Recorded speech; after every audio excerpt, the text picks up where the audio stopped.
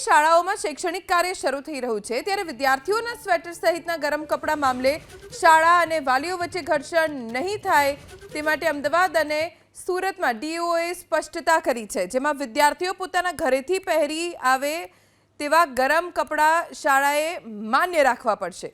School વિદ્યાર્થીઓને ચોક્કસ દુકાનેથી કપડા ખરીદવા દબાણ નહીં કરે અને જો કોઈ સ્કૂલ આ નિયમોનું ઉલ્લંઘન કરશે તો સ્કૂલની સામે આરટી એક્ટ મુજબ કાર્યવાહી કરાશે।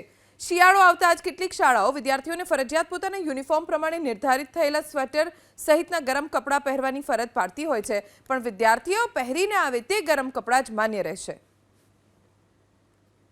સોમવારથી શાળાઓમાં શૈક્ષણિક કાર્ય શરૂ થઈ રહ્યું છે ત્યારે વિદ્યાર્થીઓના સ્વેટર સહિતના ગરમ કપડા મામલે શાળા અને વાલીઓ વચ્ચે ઘર્ષણ નહીં થાય તે માટે અમદાવાદ અને સુરતમાં ડીઓએ સ્પષ્ટતા કરી છે, જેમાં વિદ્યાર્થીઓ પોતાના ઘરેથી પહેરી આવે તેવા ગરમ કપડા શાળાએ માન્ય રાખવા પડશે।